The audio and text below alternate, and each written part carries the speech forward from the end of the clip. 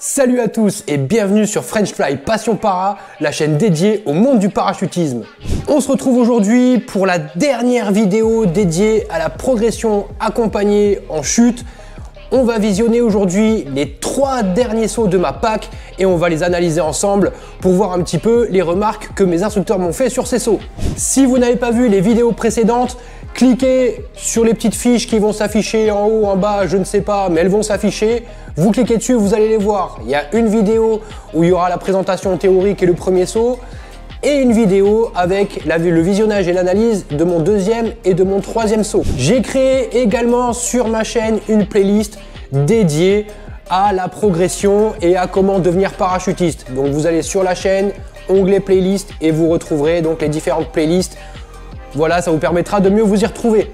En attendant, comme toujours, n'oubliez pas de vous abonner, c'est super important pour moi. Si vous soutenez cette initiative, ça permet de mettre mes vidéos en avant et de faire connaître notre sport au plus grand nombre. Donc abonnez-vous, likez, partagez, commentez, parlez-en autour de vous sur la DZ. Allez, je vous fais pas attendre plus longtemps, on passe directement sur mon PC pour le visionnage de mes 3 derniers sauts. C'est parti!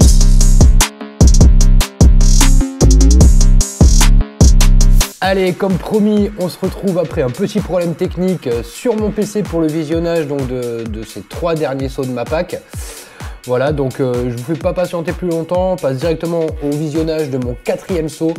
C'était donc ma 2e sortie d'eau avec Grégory. Donc vous l'avez vu sur la vidéo précédente, moi mon souci c'est que je manquais beaucoup de dynamisme pour le retournement. On va voir comment ça va se passer.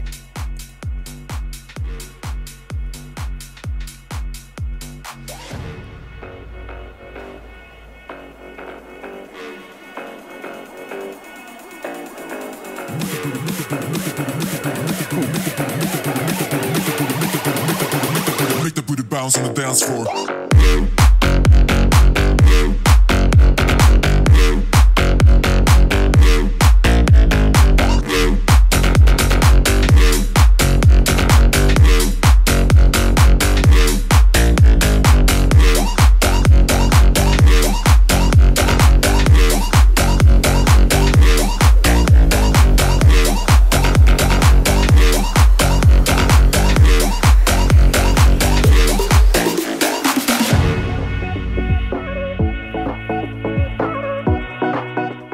Et top ouverture, c'est parti. Il était content là, Greg. Donc voilà, vous avez pu voir ce 4e saut. Donc on va rapidement le débriefer. Vous voyez, alors ça c'est super important, de toute façon toujours le check du matériel avant la sortie. Allez, ça lâche. Prends en position. Il me regarde. Boum! Alors là, vous avez vu, le dynamisme change tout. Ça tourne tout seul. Je n'ai même rien à faire. Il suffit juste de prendre la bonne position, d'être bien dynamique et le vent fait le reste. Donc là, sur ce point-là, mission accomplie. Et donc là, on voit qu'il y a quelque chose qui s'est débloqué dans mon cerveau a commencé à se câbler. C'est de suite beaucoup plus stable. Il y a de suite un peu plus de jambes, donc peut-être encore un peu de cambrure. Le 3-6, rien à dire, c'est mon premier, il démarre bien. J'ai peut-être les jambes un peu écartées, mais c'est un détail.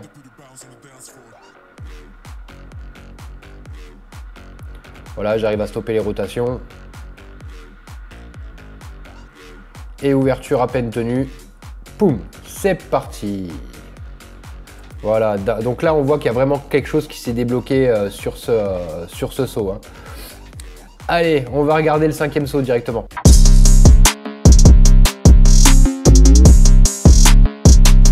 Ok, donc ça y est, là on est à la porte de l'avion pour mon 5e saut, donc une sortie boule avec Kevin qui me finit ma pack, qui a été au top et qui m'a en quelques conseils débloqué un petit peu ce qui manquait. Allez, je vous laisse voir mon 5e saut.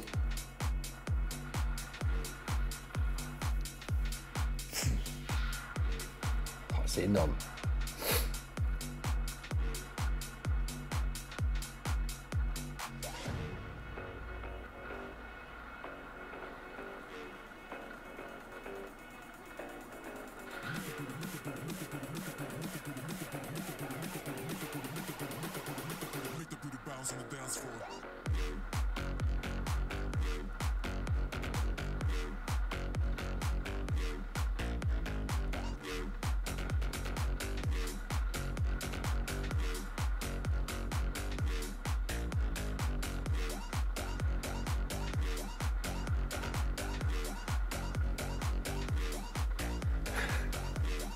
On va en parler de ça.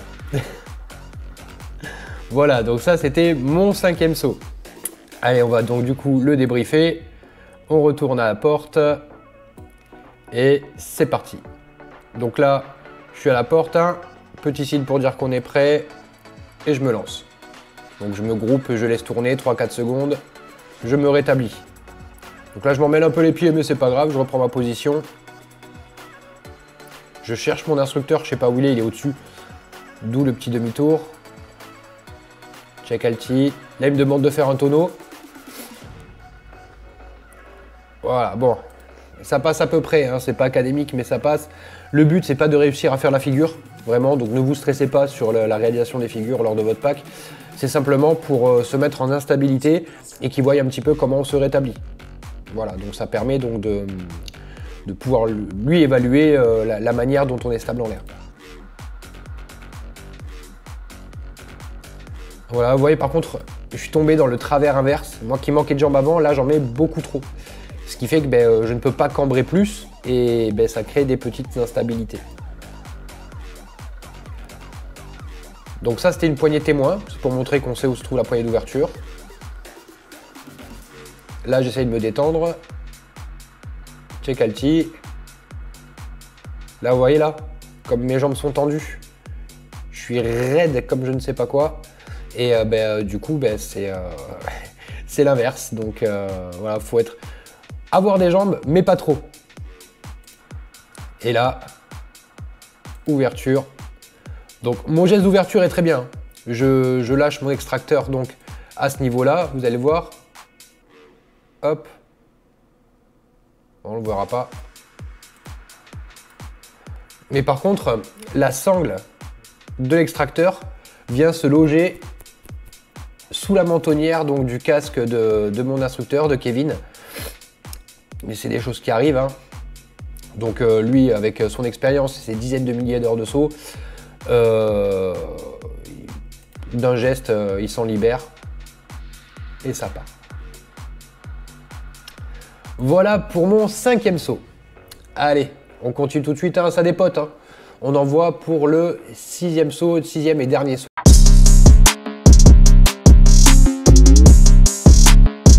Ok, donc là on se trouve à la porte, donc c'est mon dernier saut, mon saut de validation. Ça a été le saut préféré de ma pack, clairement. Là, avec les conseils au sol de Kevin, le travail qu'on a fait avec Greg sur toute cette pack, il y a quelque chose qui s'est débloqué dans mon cerveau et vous allez voir tout de suite, c'est un peu le jour et la nuit. Je vous laisse profiter.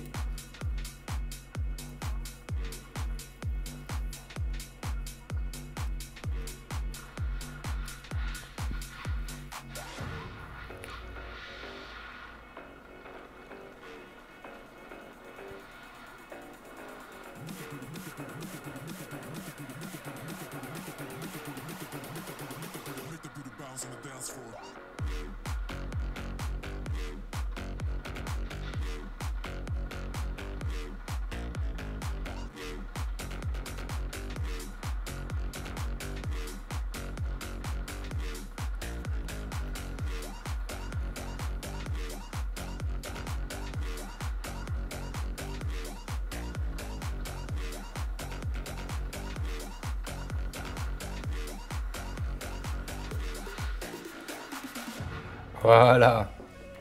Donc vous avez vu, hein, je pense qu'il y a une sacrée différence au niveau de la qualité du vol. Mais on va parler, on va voir encore ce qui est encore amélioré. Donc là, voilà, on se met à la porte, on se tient, on s'agrippe par le sac harnais et on se laisse basculer. Là, on s'accroche les jambes et on part et on fait un pierre-feuille-ciseau. Si on m'avait dit 3 jours avant que je ferais un pierre-feuille-ciseau à 4000 mètres d'altitude, mais jamais de la vie j'aurais parié dessus, quoi. Ça s'appelle une sortie gorille, hein, faite pour info. Donc là, je me rétablis, je le cherche un peu, je sais pas où il est au-dessus. Et tout de suite, il fait un front flip. Hop, je pars également en loupe avant, ça passe bien. Petite poignée témoin. Alors ce geste-là, hein, c'est une poignée témoin. Voilà, ça montre que l'on sait où se trouve notre poignée d'ouverture et qu'on sait la toucher sans être instable. Le 3-6 il passe, on se serre la main, c'est validé. Là pareil, il me fait un geste de cambrer plus parce que j'ai toujours pas assez de bassin. J'ouvre et c'est parti. Donc voilà, ce qui est amélioré, donc chez moi c'est toujours cette cambrure, hein, j'ai pas assez de bassin. Il y en a suffisamment, ça vole bien, mais je gagnerai en stabilité donc à pousser ce bassin en avant. Voilà, donc ces petites choses à améliorer. Mais après, ça vole. À partir de ce moment-là, je suis apte à sauter seul. Et donc dans la foulée, derrière, j'ai fait mon 7e saut, mon premier solo. Malheureusement, c'est pas filmé, mais j'ai pu faire mon premier solo. Voilà, j'espère que cette série de vidéos vous a plu, qu'elle vous a permis de connaître un petit peu ce qu'est la PAC, la progression accompagnée en chute, de répondre à certaines de vos interrogations. En tout cas, si vous avez des questions, rapprochez-vous de votre instructeur. Rapprochez-vous de votre directeur technique, c'est super important. C'est eux qui ont les bonnes informations à vous transmettre et en plus, ils auront des conseils à vous donner qui vous seront personnalisés par rapport à votre façon de voler. Donc, allez les voir et posez-leur des questions. On se retrouve très bientôt sur la chaîne French Fly Passion Para. Salut!